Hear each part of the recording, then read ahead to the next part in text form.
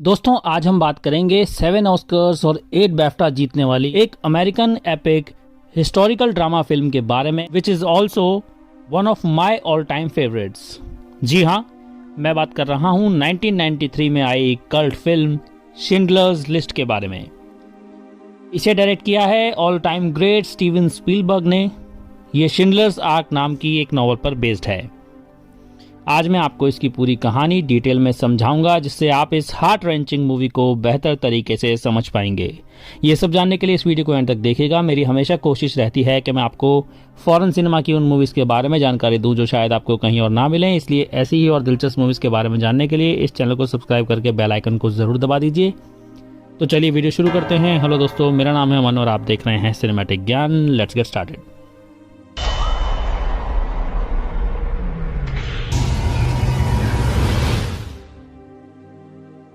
दोस्तों, फिल्म शुरू होती है सबात के लिए 2 कैंडल्स जलाते हुए हाथ से।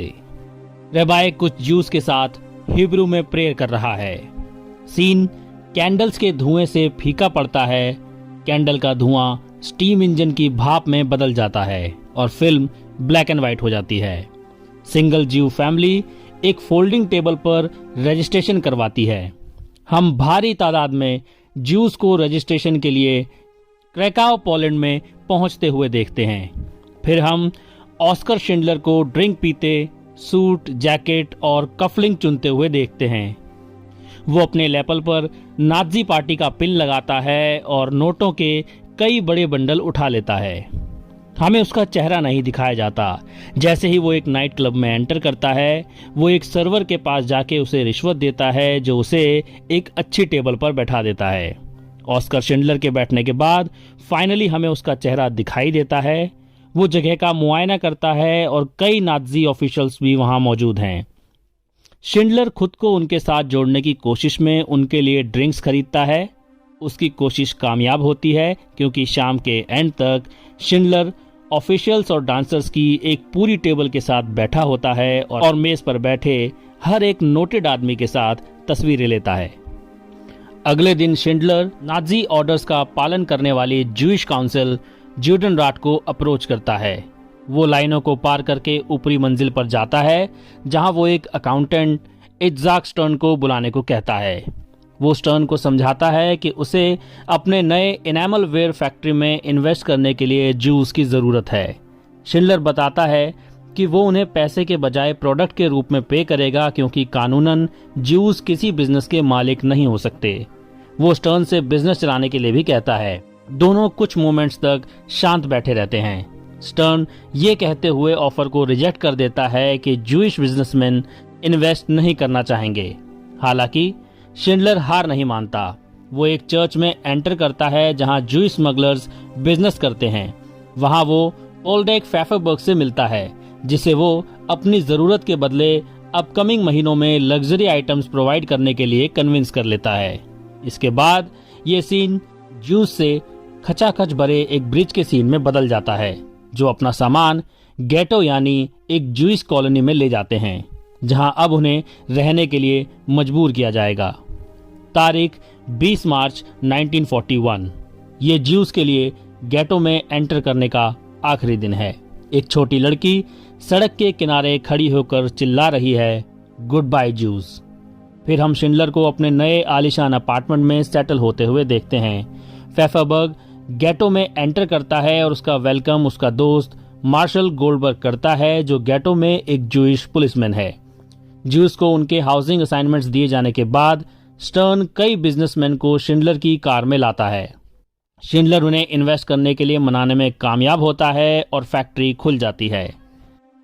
अगले सीन में हम स्टर्न को एक सर्कल के सेंटर में खड़ा हुआ देखते हैं। वो अपने आसपास मौजूद ज्यूस को समझाता है कि शिंडलर की फैक्ट्री में रोजगार का मतलब जरूरी चीजों की खरीद के लिए गेटो से बाहर निकलने का एक रास्ता भी है। फैफरबर्ग एक्सप्लेन करता है कि किसी को फैक्ट्री में रोजगार के लिए अलाउ करने से पहले उसका एक एसेंशियल वर्कर होना बहुत जरूरी है। हम लंबी लाइंस देखते हैं। स्टर्न को रियलाइज होता है कि वो अपने कुछ जानने वाले लोगों की मदद के लिए शिंडलर की फैक्ट्री का इस्तेमाल कर सकता है। उसने ज्यादा ज्यूस को एसेंशियल वर्कर के लिए क्वालिफाई करने का अलाउ करने के लिए डॉक्यूमेंट्स फोर्ज करना शुरू कर दिया। स्टर्न फिर उन लोगों के साथ रजिस्ट्रेशन डेस्क पर जाता है जिनके लिए उसने फोर्ज डॉक्यूमेंट्स बनाए हैं और वो उन्हें समझाता है कि वो स्किल्ड मेटल वर्कर्स हैं। इस बीच शिंडलर की पत्नी एमिली शिंडलर क्रैकाउ पहुंचती है, जबकि शिंडलर अपनी मिस्ट्रेस के साथ होता है। हालांकि वो कुछ कहती नहीं है। फिर हम उन्हें शिंडलर के अपार्टमेंट से निकलते हुए देखते हैं। मिसेस शिंडलर तब हैरान रह जाती हैं जब दरबान उसके एग्जिस्टेंस से अनअवेयर लगता है। वो शिंडलर के साथ एक नाइट क्लब में जाती है और वो अपने स्टाफ में वर्कर्स के इनक्रेडिबल नंबर्स के बारे में बताता है।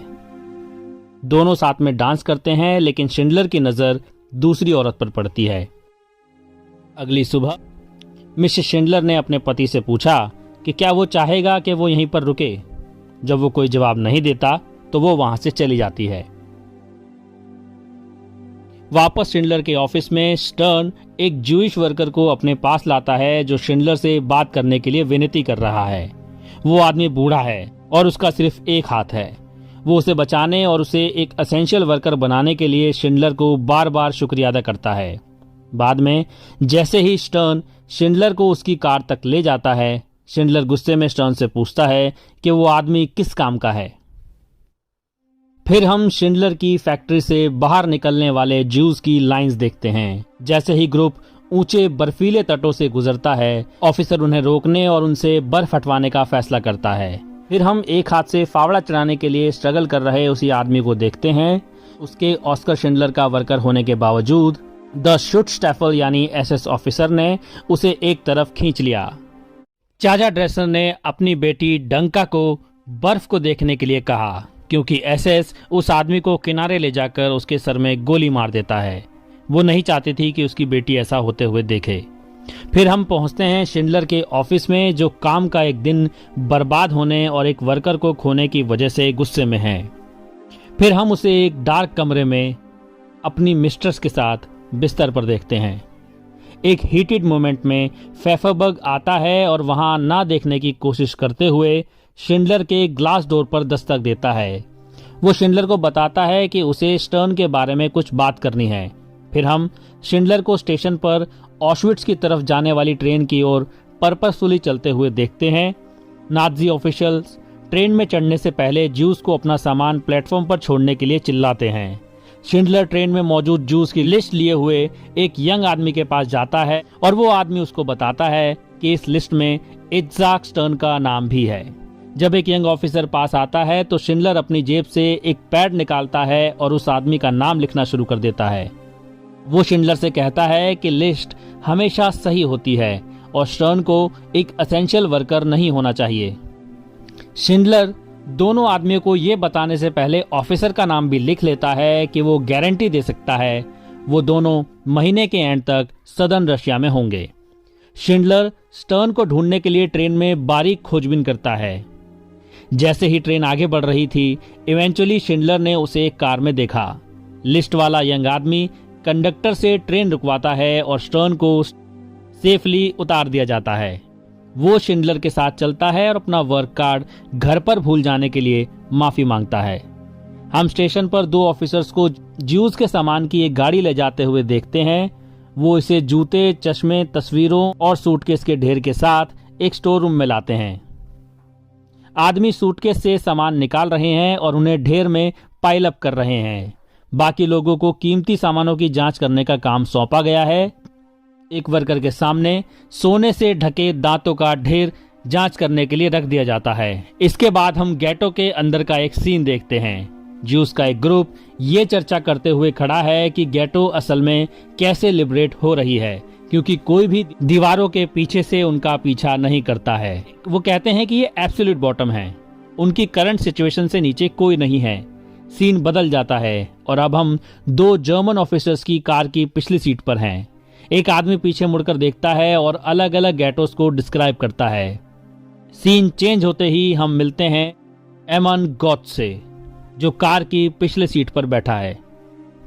कार से बाहर लोग गॉथ को उसका विला दिखाते हैं और वो इसके साइज से डिसअपॉइंटेड होता है। आदमी चलना बंद कर देते हैं क्योंकि लड़कियों का एक ग्रुप उनके सामने खड़ा हो जाता है। गॉथ उनमें सबसे खूबसूरत हेलेन हर्श को अपनी मेड के रूप में चुन लेता है। इसके बाद गोथ एक बिल्डिंग प्रोजेक्ट को देखने पहुंचता है जहां एक यंग औरत वर्कर्स पर ऑर्डर देकर चिल्ला रही है। वो दौड़कर गोथ और बाकी ऑफिसर्स के पास जाती है और बताती है कि बिल्डिंग के लिए क्या किया जाना चाहिए ताकि वो गिरे नहीं। उसकी वहां जरूरत के लिए विरोध करने के बावजूद गोथ ऑफिसर्स को उसे गोली मारने का ऑर्डर देता है। उसके मरने के बाद गोथ ने आदमियों को वही करने का ऑर्डर दिया जो उस औरत ने इंस्ट्रक्ट किया था। फिर हम शिंडलर को शेव करते हुए देखते हैं। इसी के पैरेलल हम गोथ को भी शेव करते हुए देखते हैं। गोथ की वॉइस ओवर के साथ साथ शॉट दोनों आदमियों के बीच आगे पीछे चलता रहता है। वो अपने और अपने सोल्जर्स के कामों की हिस्टोरिक इंपॉर्टेंस की बात करता है। हम गोथ को सोल्जर्स के एक स्क्वायर के बीच में खड़ा देखते हैं। वो बताता है कि इस मूवमेंट से ज्यूस को हिस्ट्री से कैसे मिटा दिया जाएगा। सोल्जर और अटैक डॉग्स ट्रकों से निकलकर कतार में खड़े हो जाते हैं। जैसे ही गोथ कुछ और ऑफिसर्स के साथ स्ट्रेटेजी पर बात करता है, हम एक वुडेड फील्ड में घोड़ों की सवारी करते हुए शिंडलर और उसकी मिस्ट्रेस को देखते हैं। वो एक लेज की तरफ बढ़ते हैं जहां से गैटो नजर आती है। अगले सीन में ड्रेसनर परिवार डिनर कर रहा है। जब वो शोर सुनते हैं, चाचा और डंका ड्रेसनर कीमती सामान लेने के लिए खड़े हो जाते हैं। सोल्जर्स का एक झुंड गैटो में घुस जाता है और अपार्टमेंट्स में धावा बोल देता है और बालकनियों से पर्सनल सामान फेंक देता है। फेफरबर्ग ने अपनी गर्लफ्रेंड माइला से कहा कि उन्हें सीवर्स के जरिए भागना होगा और वो ये अश्योर करेगा कि वो जगह क्लियर हो। अगले सीन में हम एक फार्मासिस्ट को जहर की शीशियां इकट्ठा करते देखते हैं। वो इसे हॉस्पिटल लाता है और नर्सें हर रोगी को एक शीशी खिलाती हैं। जब सोल्जर वहां पहुंचते हैं तो मरीज पहले ही मर चुके होते हैं। सोल्जर जूस को मेन और वुमेन में बांट देता है। चिल्लाते हुए परिवारों और बच्चों को अलग कर दिया जाता है। जो कोई कोऑपरेट नहीं करता उसे गोली मार दी जाती है। फिर हम स्टर्न को देखते हैं जो भीड़ के बीच अकेला खड़ा है और अपने आसपास की एक्टिविटीज को डरी हुई नजरों से घूर रहा है। फेफरबर्ग की सीवर से भागने की कोशिश नाकामयाब रही और वो सोल्जर से बाल बाल बच पाता है। वो अपने अपार्टमेंट में जाता है और देखता है कि माइला वहां नहीं है। सड़क पर वो गोथ और सोल्जर्स को आते हुए देखता है और दिखावा करता है कि उसे सड़क की सफाई करने का काम सौंपा गया है। वो उस पर विश्वास करते हैं और उसे वहां छोड़कर चले जाते हैं। इस बीच चाचा और डंका ड्रेसनर एक कमरे में भागते हैं और फर्श के नीचे बनी छिपने की जगह को खोलते हैं। वहां सिर्फ उनमें से एक के लिए जगह है, इसलिए चाचा डंका को वहीं छोड़ देती है।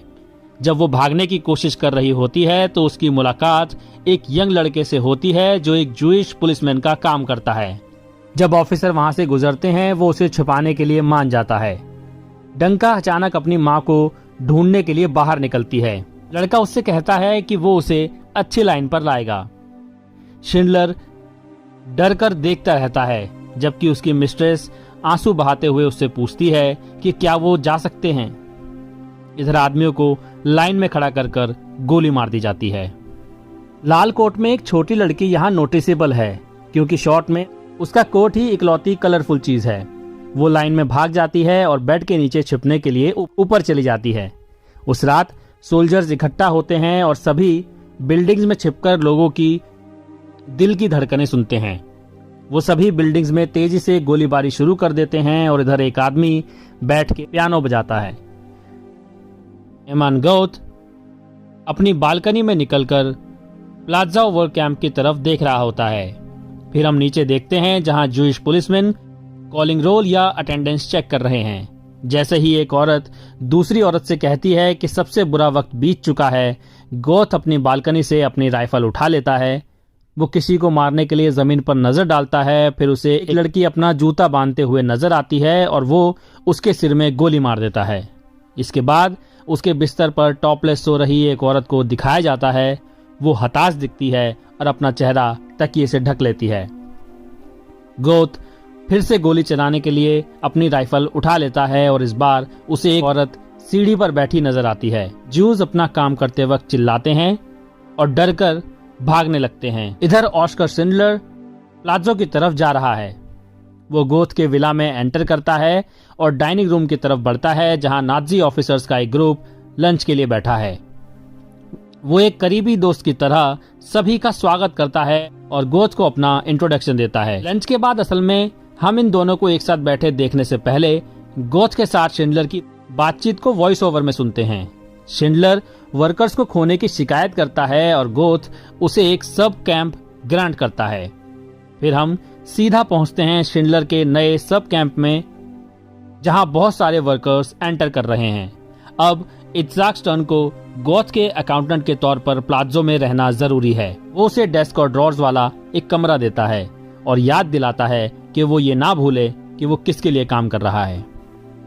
इसके बाद हम गोथ को बहुत सारी औरतों से घिरे हुए उन्हें किस करते हुए देखते हैं। ये गोथ के विला में एक पार्टी है और इसमें डांसिंग, म्यूजिक और हैवी ड्रिंकिंग चल रही है। पार्टी के बाहर शिंडलर टक्सीडो में अपनी कार के पास लीन है। स्टर्न को उसके पास लाया जाता है। स्टर्न उसे उन चीजों की एक लिस्ट देना शुरू कर देता है जो उसे करनी चाहिए, लेकिन वो जल्दी जल्दी और नर्वसनेस से बोलता है। शिंडलर ने उसे इसे भूल जाने के लिए कहा और एक पल के लिए पॉज हो गया। वो उसे बताता है कि उसने कोशिश की, लेकिन स्टर्न को प्लाज़ो से बाहर नहीं निकाल सका। शिंडलर का कहना है कि वो हर बुधवार को प्लाज़ो में रहेगा और उस पर नजर रखेगा। फिर वो चुपके से उसे जेब में खाना रखने के लिए देता है। स्टर्न ने शिंडलर से चीजों को टूटने ना देने के लिए कहा, क्योंकि उसने इसके लिए बहुत कड़ी मेहनत की है। इधर जैसे ही गोथ मेटल वर्किंग फैक्ट्री में एंटर करता है, वर्कर्स को प्रोडक्शन सीज करने का इंस्ट्रक्शन दिया जाता है। गोथ एक बूढ़े आदमी रेबाय मेनाशा लेवर्टाव के पास जाता है, जो हिंजेस बनाता है, और उसे बताता है कि उसके पास कल यूगोस्लाविया से नए वर्कर्स आने वाले हैं जिनके लिए उसे जगह बनानी होगी। वो रेबाय को एक हिंज बनाने के लिए इंस्ट्रक्ट करता है और उसका टाइम नोट करता है। रेबाय काफी जल्दी ऐसा काम करने में सक्षम है और उसकी एक्यूरेसी देख के इस पे गोथ सवाल करता है कि इस टाइम के हिसाब से उसके बक्से में और ज्यादा हिंजेस क्यों नहीं हैं। वो रेबाय को गोली मारने के लिए बाहर ले जाता है, विरोध करने के बावजूद कि सुबह मशीनों को फिर से कैलिब्रेट किया जा रहा था, इसलिए ज्यादा हिंजेस वो नहीं बना पाए। हालांकि गोथ अपनी किसी भी गन से गोली चलाने में अनेबल है, इसलिए रेबाय को कोई नुकसान नहीं होता। अगले सीन में स्टर्न एयर डायरेक्टर कहते हुए गेट की तरफ दौड़ता है। वो शिंडलर से कहता है कि रेबाय 1 मिनट से भी कम समय में काम पूरा कर सकता है और शिंडलर से उसे काम पर रखने के लिए कहता है। शिंडलर कोई जवाब नहीं देता, लेकिन स्टर्न को अपना लाइटर देता है। स्टर्न रेबाय को शिंडलर की फैक्ट्री में भेजने के लिए मार्शल गोल्डबर्ग को रिश्वत देने के लिए उसी लाइटर का यूज करता है। वापस प्लाज़ो में गोथ गुस्से में आदमियों की एक लाइन से पूछता है कि चिकन चुराने के लिए तुम में से कौन जिम्मेदार है। जब कोई आगे नहीं बढ़ता तो गोथ लाइन में रैंडमली एक आदमी को गोली मार देता है। तभी एक यंग लड़का रोते हुए आगे बढ़ता है और कहता है कि जिस आदमी को गोली मारी गई है उसी ने चिकन चुराया था। स्टर्न इस लड़के को भी शिंडलर की फैक्ट्री में ट्रांसफर करवा देता है। इधर एक रेजिना पर्लमैन नाम की लेडी शिंडलर की फैक्ट्री के बाहर आगे पीछे घूम रही है। फिर वो फैक्ट्री के अंदर जाके और डोरमैन से ऑस्कर शिंडलर से बात करने के लिए कहती है। शिंडलर सीढ़ियों के टॉप पर आता है, उसे देखता है और नीचे आने से इनकार कर देता है। पर्लमैन मेकअप और सेक्सी ड्रेस पहनकर एक अलग दिन फिर से लौटती है। फिर शिंडलर उससे बात करने के लिए सहमत हो जाता है। वो उससे अपने माँ बाप को नौकरी पर रखने की विनती करती है, जो इस वक्त प्लाज़ो में है। शिंडलर ये अज्यूम करने के लिए उस पर चिल्लाता है कि वो इस तरह का फेवर करेगा और फिर वो उससे बाहर निकाल देता है। फिर हम शिंडलर को स्टर्न के ऑफिस में जाकर चिल्लाते हुए देखते हैं। वो परेशान है। वो उससे पूछता है कि गोथ के सभी को मारने के बारे में उसे क्या करना चाहिए। वो नहीं चाहता कि उसकी फैक्ट्री एक वैल्यूएबल एंटरप्राइज के बजाय हेवन की तरह जानी जाए। स्टर्न ने उससे पूछा कि क्या उसे पैसे का नुकसान हो रहा है। वो कहता है कि ऐसा नहीं है, लेकिन इन एक्शंस का खतरा उसे परेशान करता है। वो स्टर्न के सामने गोथ के एक्शंस को डिफेंड करने की कोशिश करता है, ये समझाते हुए कि वो प्रेशर में है।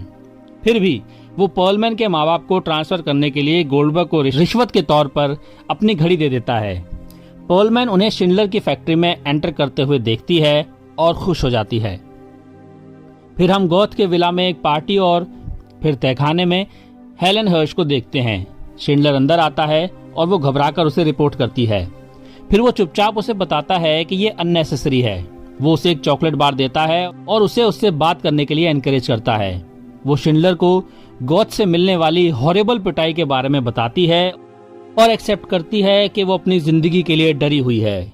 शिंडलर उससे कहता है कि उसे चिंता करने की जरूरत नहीं है क्योंकि गोथ उसे बहुत वैल्यू देता है और उसे इतना पसंद करता है कि वो उसे मार ही नहीं सकता। फिर शिंडलर हेलन के माथे पर एक कंफर्टिंग किस देता है। अब हम गोथ की बालकनी पर खड़े शिंडलर और गोथ को देखते हैं। गोथ बहुत ज्यादा नशे में है और सीधे खड़ा तक नहीं हो सकता। उसने ध्यान दिया कि शिंडलर कभी नशे में नहीं होता और दोनों आदमी पावर के सब्जेक्ट पर आते हैं। गोथ शिंडलर से कहता है कि उसकी पावर जूस के उसके प्रति डर से आती है। वो जानते हैं कि वो किसी भी वक्त उन्हें गोली मार सकता है। शिंडलर इससे असहमत है। वो कहता है कि ये पावर नहीं है, सच्ची पावर रिस्पेक्ट में होती है। ऐसा तब होता है जब किसी में किल करने की एबिलिटी होती है लेकिन उसकी विल उसे ऐसा करने नहीं देती। अगले दिन गोथ शिंडलर की सलाह को गंभीरता से लेता है। सबसे पहले उसकी मुलाकात एक यंग लड़के से होती है जिसने जमीन पर एक अच्छे घोड़े की सैडल लगा रखी है। उसे गोली मारने के बजाय वो मुंह बनाता है, उसके कंधे को थपथपाता है और उसे आगे बढ़ने के लिए कहता है। फिर गोथ अपने बाथरूम में एंटर करता है जहां एक लड़का उसके टब से दाग हटा नहीं पा रहा। गोथ उससे पूछता है कि उसने लाई की जगह साबुन का इस्तेमाल क्यों किया, पर फिर वो उसे कहता है कि उसने उसे माफ कर दिया। वो एक पल के लिए खड़ा होता है और मिरर में अपना रिफ्लेक्शन देखता है। जब लड़का अपने क्वार्टर में वापस भाग रहा होता है, गोथ उसकी बालकनी में आता है और उसे गोली मार देता है। हम गोथ के हाथ का क्लोजअप देखते हैं और वो काम करते वक्त हेलेन को एडमायर कर रहा है। फिर वो अपना चेहरा उसके चेहरे के करीब ले आता है। इधर गेटो में जूस एक शादी के लिए इकट्ठा हुए हैं। हम सेरेमनी परफॉर्म होते देखते हैं। सीन फिर बदलता है। शिंडलर और दो नाजी ऑफिसर्स के सामने एक फीमेल परफॉर्मर गाना गा रही है। जैसे ही गोथ हेलेन के बेसमेंट रूम की सीढ़ियों से नीचे चला जाता है, उसकी सिंगिंग का वॉइस ओवर बजता रहता है। वो नहा रही है। वो उसे बताता है कि वो एक वंडरफुल हाउसकीपर है और वॉर के बाद उसे उसका रेफरेंस देकर खुशी होगी। वो उससे पूछता है क्या वो अकेली है, लेकिन वो चुपचाप खड़ी रहती है। जैसे ही वो उसके करीब जाता है वो कांपने लगती है। वो उससे कहता है कि वो दोनों अकेले हैं। गोथ खुद से स्ट्रगल करता है, उसके करीब जाता है और फिर दूर चला जाता है। वो पूछता है कि अगर वो उसे इस लोनलीनेस में छू ले तो कैसा होगा। वो सोचता है कि इसमें क्या गलत होगा। हालांकि उसके थॉट्स अचानक बदल जाते हैं। वो उसे ट्रिक करके अपनी ओर अट्रैक्ट करने के लिए उस पर चिल्लाता है। वो उसे पीटने के लिए आगे बढ़ता है। शादी के सीन्स को हेलेन की पिटाई के सीन्स के साथ इंटरकट किया जाता है। फिर फिल्म शिंडलर की बर्थडे की पार्टी में आती है जहां वो हर एक प्रेजेंट औरत को किस कर रहा है। दो जूश वर्कर सामने आते हैं और उसे केक देते हैं। वो उन दोनों को किस करता है। फिर हम जूश वुमेन के एक ग्रुप को सोने से पहले बात करते देखते हैं। उनमें से एक कहानी बताती है कि उसने गैस चेम्बर्स के बारे में सुना था। बाकी औरतें इसे इम्पॉसिबल मानकर खारिज कर देती हैं, लेकिन सोने की कोशिश करते समय वो हमें असहज दिखाई देती हैं। प्लाज़ो में लिस्ट मेकर्स और डॉक्टर्स पहुंच जाते हैं। जूस को बिस्तर से बाहर निकाल दिया जाता है और उनके कपड़े उतार दिए जाते हैं। एक आदमी रिकॉर्ड मशीन और उसके बगल में एक स्पीकर सेट करता है। जैसे ही जूस को ऑफिसर्स के सामने सर्कल्स में दौड़ने के लिए कहा जाता है, स्पीकर सिस्टम से पॉपुलर अपबीट म्यूजिक बजने लगता है। जो लोग अनहेल्दी और काम करने लायक नहीं समझे जाते, उन्हें ऑशविट्ज भेजने के लिए अलग कर दिया जाता है। रिकॉर्ड प्लेयर पर रिकॉर्ड बदल दिया जाता है। इसकी ट्यून तब बजती है जब बच्चों के एक बड़े ग्रुप को हाथ पकड़कर और गाते हुए गेटो में ले जाया जाता है। ऑफिसर्स बच्चों को ट्रक में लादते हैं और ज्यादातर खुद ब खुद चढ़ जाते हैं। हालांकि कुछ लोग भागने की कोशिश करते हैं। कई भागने वालों को ऑफिसर्स पकड़ लेते हैं और उन्हें वापस ले जाया जाता है, लेकिन कुछ छिपने की जगह पर पहुंच जाते हैं। एक यंग लड़का छिपने की जगह ढूंढने में नाकाम होकर इवेंचुअली घोड़े की खाद के एक स्टॉल में पहुंच जाता है। जैसे ही ट्रक अडल्ट्स के सामने से गुजरते हैं, बच्चे हाथ हिलाते हैं। अडल्ट्स ये सुन के राहत महसूस करते हैं कि वो बैरक में लौट सकते हैं। एक पल के बाद उन्हें बच्चों को लेकर भाग रहे ट्रकों के सिग्निफिकेंस का एहसास हुआ। वो चिल्लाते हुए उनके पीछे भागते हैं और सोल्जर्स उन्हें पकड़कर जमीन पर धकेल देते हैं। चाचा ड्रेसनर और उसकी दोस्त ने देखा कि उनके अपने बच्चे ट्रकों पर नहीं हैं और उन्होंने अज्यूम कर लिया कि वो छिप गए हैं। ऑस्कर शिंडलर एमन गॉथ और बाकी ऑफिसर्स के पास पहुंचता है। शिंडलर ड्रिंक के लिए बैठ जाता है। उसने देखा कि ट्रेन के डिब्बों में ठूस ठूस कर भरे हुए लोग गर्मी और डिहाइड्रेशन से जूझ रहे हैं। वो पूछता है कि क्या ऑफिसर्स कारों पर पानी का छिड़काव कर सकते हैं, ये दिखाते हुए कि उसका इरादा कितना क्रूअल है। कुछ वक्त के लिए गॉथ और बाकी ऑफिसर्स को ये छिड़काव ह्यूमरस लगता है, लेकिन जैसे जैसे ये लंबे वक्त तक जारी रहता है ह्यूमर फीका पड़ जाता है। इधर गेस्टापो शिंडलर की फैक्ट्री में पहुंचता है। वो उसे चुपचाप आने के लिए कहते हैं और जेल में डाल देते हैं। उसका सेलमेट एक ऑफिसर है जो पूछता है कि उसे किस लिए गिरफ्तार किया गया है। शिंडलर उसे बताता है कि उसने एक ज्यूइश लड़की को किस करके रेस और रीसेटलमेंट एक्ट का उल्लंघन किया है। गोथ इवेंचुअली शिंडलर की आजादी को सिक्योर करने के लिए रिश्वत का इस्तेमाल करने में कामयाब होता है। इसके बाद गोथ के आदमी उसे लेक्चर देते हैं कि ऐसे बर्ताव से दूर रहना क्यों जरूरी है। बाद में शिंडलर सड़क पर आसमान से गिरती राख को एग्जामिन करता है। इधर डिपार्टमेंट डी ने ऑर्डर दिया है कि सभी मरे हुओं को कब्र से निकालकर जला दिया जाए। ज्यूस को बॉडीज को खोदने और उन्हें एक चलती रैंप पर ले जाने का काम सौंपा गया है, जो उन्हें जलती हुई लाशों के ढेर के साथ फेंक देता है। भयानक स्मेल से बचने के लिए नाजी और जूस अपने चेहरे पर कपड़ा पहनते हैं। क्या हो रहा है, इसकी जांच करने के लिए शिंडलर प्लाज़ो पहुंचता है। गोथ उसके पास आता है और उसे बताता है कि वो प्लाज़ो को बंद कर रहे हैं। सभी जूस को ऑशविट्स ले जाया जा रहा है।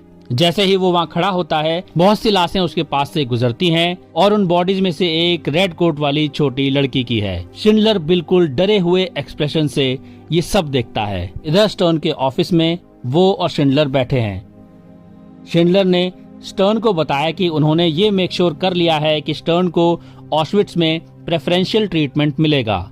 जब स्टर्न ने उससे पूछा कि वो क्या करने का प्लान बना रहा है, तो उसने कहा कि वो अपने पैसे लेकर घर लौट आएगा। वो स्टर्न से कहता है कि किसी दिन ये सब खत्म हो जाएगा और जब ऐसा होगा तो हम साथ में एक ड्रिंक एंजॉय करेंगे। स्टर्न रोते हुए कहता है कि बेहतर होगा वो इसे अभी कर लें और फिर दोनों साथ में अपने पहले ड्रिंक का मजा लेते हैं। बाद में शिंडलर अपने रूम की खिड़की से बाहर देखता है और अपनी सिचुएशन और ज्यूस की सिचुएशन पर विचार करता है। वो लिविंग रूम में चला जाता है, जहां वो पैसों से भरे अपने ट्रंक से नोट गिनना शुरू कर देता है। गोथ को यह समझ में नहीं आता कि शिंडलर उन जूस को क्यों चाहता है जिनके साथ वो काम कर रहा है। वो पूछता है कि इस वेंचर में पैसा कहाँ है, घोटाला कहाँ है। शिंडलर जवाब देने से इनकार कर देता है, लेकिन वो उससे पूछता है एक ज्यू की उसके लिए कितनी कीमत है। उसने गोथ को रिश्वत देने का सोचा। इससे पहले कि गोथ सवाल का जवाब देता, सीन कट हो जाता है। शिंडलर और इत्साक स्टर्न उन जूस की एक लिस्ट बनाने पर काम कर रहे हैं जो शिंडलर के साथ ऑशविट्स के बजाय मोराविया में एक नई फैक्ट्री में जाने के लिए ट्रैवल करेंगे। जब शिंडलर आगे बढ़ता है तो स्टर्न उन लोगों के नामों को प्रिपेयर करता है जिन्हें लिस्ट में आना चाहिए। वो पूछता रहता है कि लिस्ट में कितने लोग हैं। कम नंबर सुनकर वो कहता है कि उसे और लोग चाहिए। शिंडलर पैसों का सूटकेस लेकर गोथ के विला में पहुंचता है। टाइपराइटर की आवाज जारी रहती है। जब सीन शिंडलर और स्टर्न की लिस्ट बनाने पर वापस आता है तो स्टर्न शिंडलर से पूछता है कि वो ये कैसे कर रहा है। जब स्टर्न को पता चला कि शिंडलर लिस्ट में हर एक जीव को खरीद रहा है तो वो इम्प्रेस और शॉक दोनों होता है। जब लिस्ट इवेंचुअली पूरी हो गई तो स्टर्न ने शिंडलर से कहा कि लिस्ट बिल्कुल अच्छी है। शिंडलर फिर गोथ के पास जाता है और हेलन हर्श को लिस्ट में डालने के लिए कहता है। शिंडलर गोथ के सामने ताश का एक डेक रखता है और गेम ऑफ 21 खेलने के लिए कहता है। अगर गोथ जीतता है तो वो गोथ को 14,800 रेशमार्क की पेशकश करता है और अगर वो जीतता है तो हेलन लिस्ट में आएगी।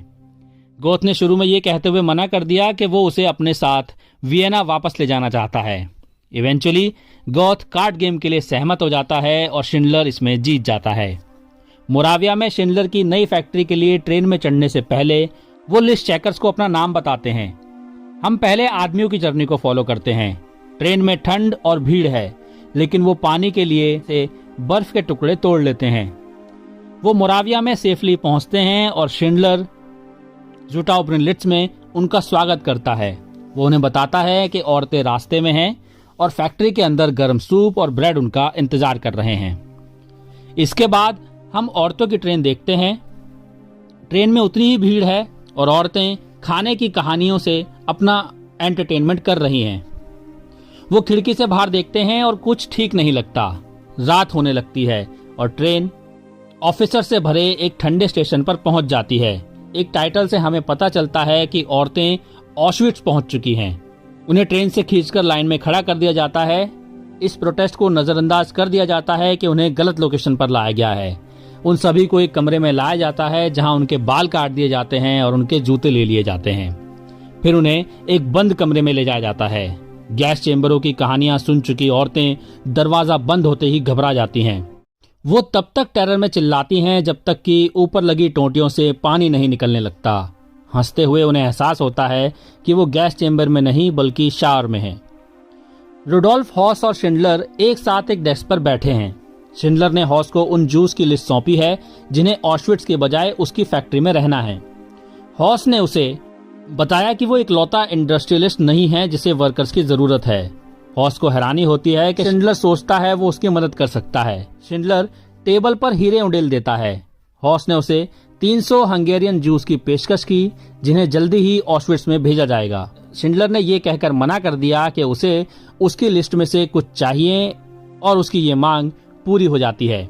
औरतों को ऑशविट्ज छोड़ने वाली ट्रेन में वापस ले जाया जाता है। ऑफिसर्स बच्चों को पकड़कर एक तरफ खींचने लगते हैं जबकि माएं चिल्लाती हैं और अपनी बेटियों को पकड़ने की कोशिश करती हैं। शिंडलर गुस्से में ऑफिसर्स की इस हरकत को बंद करवाता है। वो बताते हैं शेल केसिंग के अंदर के हिस्से को चमकाने के लिए यंग लड़कियों की जरूरत होती है क्योंकि उनकी उंगलियां छोटी हैं। लड़कियों को ट्रेन में अलाउ कर दिया जाता है और सभी शिंडलर के साथ ज़्वेटाव ब्रिलिट्स पहुंचते हैं। इसके फौरन बाद उसने अपने सभी सोल्जर्स को समझाया कि उन्हें बिना किसी वजह वर्कर्स को मारने की परमिशन नहीं है और शिंडलर की ऑथराइजेशन के बिना गार्ड्स को फैक्ट्री फ्लोर पर जाने की परमिशन नहीं दी जाएगी। एमिली शिंडलर चर्च में एक बेंच पर घुटनों के बल बैठकर हाइम पढ़ रही है। शिंडलर उसके पास आता है और उसके पीछे की सीट पर बैठ जाता है। वो उसके कंधों को थपथपाता है और उसे सरप्राइज करता है जिससे उसे पता चलता है कि वो एक लॉयल पति बनने के लिए तैयार है। शिंडलर अपनी पत्नी को फैक्ट्री में घुमाता है। इससे पहले वो उसे स्टर्न से मिलवाता है। स्टर्न उसे ये बताने के लिए खींच लेता है कि ऑफिसर उसके शेल की क्वालिटी से नाखुश हैं। शिंडलर ने स्टर्न को कहीं और शेल्स खरीदने के लिए कहा ताकि कम शेल्स प्रोड्यूस करने पड़े। ज्यादा लागत के बावजूद शिंडलर का कहना है कि अगर उनकी फैक्ट्री कभी भी दागे जा सकने वाले शेल्स का प्रोडक्शन करेगी तो इससे उसे बहुत दुख होगा। शिंडलर फिर रेबाई मेनाशा लेवर्टाव के पास आता है और उसे इन्फॉर्म करता है कि उसे सबात की तैयारी करनी चाहिए। वो उसे अपने साथ अपने ऑफिस चलने के लिए कहता है जहां उसके पास शराब की कुछ बोतलें हैं। रेबाई उस शाम बाद में कैंडल्स और शराब के साथ सबात ऑनर में प्रेयर करता है। नाजी सोल्जर्स हैरान होकर ये सुन रहे थे। इज़ाक स्टर्न ने शिंडलर से सवाल करते हुए पूछा कि क्या उसके पास कहीं कोई पैसा छिपा हुआ है। शिंडलर मना करता है और पूछता है क्या तुम्हारे पास पैसे नहीं हैं? स्टर्न झिझकता है और बैठ जाता है। हम जूइश वर्कर्स के एक बड़े ग्रुप को रेडियो की तरफ घूरते हुए देखते हैं जिसमें से एक आवाज जर्मनी के सरेंडर की घोषणा कर रही है। उनके साथ नाजी ऑफिसर्स बैठे हैं। शिंडलर ने पहली बार गार्ड्स को फैक्ट्री में इनवाइट किया।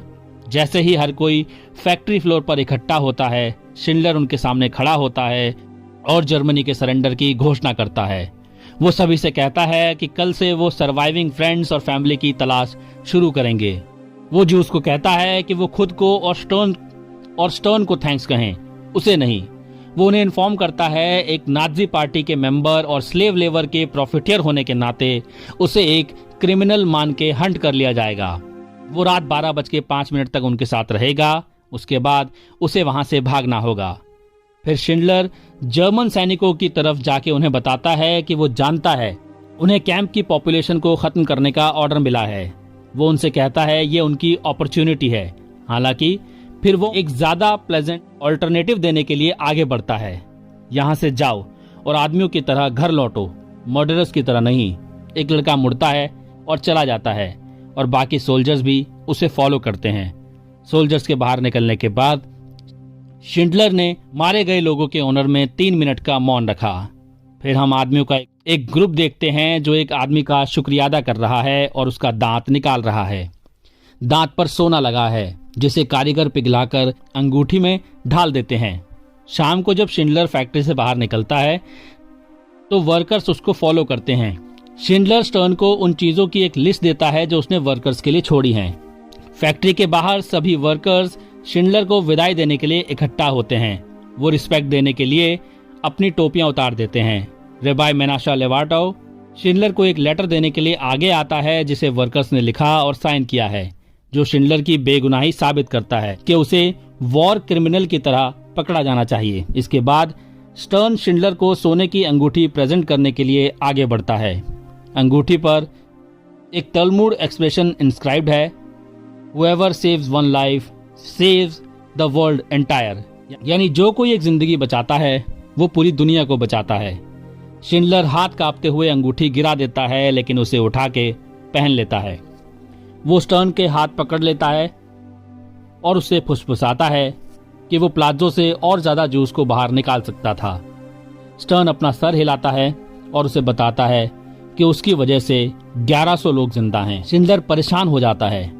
उसे एहसास होता है कि अगर उसने अपना पिन या अपनी कार बेच दी होती तो वो और ज्यादा लोगों की जान बचा सकता था। उसके ज्यूइश वर्कर्स उसे घेर कर और गले लगाकर उसे कंफर्ट देते हैं। वर्कर्स शिंडलर की कार को फैक्ट्री के गेट से बाहर निकलते हुए देखते हैं। अगली सुबह एक सोवियत सोल्जर ने जूस को फैक्ट्री के बाहर रेल की पटरियों पर सोते पाया। सोल्जर उन्हें बताता है कि वो आजाद हो गए हैं। वो उससे पूछते हैं कि कहाँ जाना है और सैनिक कोई रियल आंसर नहीं देता, बस उन्हें इन्फॉर्म करता है कि उन्हें यूरोप के किसी भी तरफ पसंद नहीं किया जाता, लेकिन पास में एक शहर है।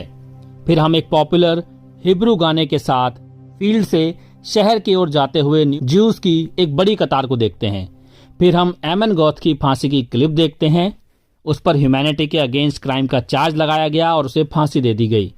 इधर शिंडलर की ओरिजिनल फैक्ट्री के बाहर एक टाइटल ऑडियंस को इन्फॉर्म करता है कि शिंडलर वॉर के बाद अपनी शादी और कई बिजनेसेस में नाकामयाब रहा, और एक और टाइटल ऑडियंस को बताता है कि 1958 में इजराइल में याद वाशेम की काउंसिल ने शिंडलर को एक राइचियस पर्सन डिक्लेयर किया था। उसके ऑनर में एक पेड़ लगाया गया था जो आज भी वहां मौजूद है। हम वापस चलते हुए ज्यूस की एक लाइन देखते हैं और शॉट कलरफुल हो जाता है।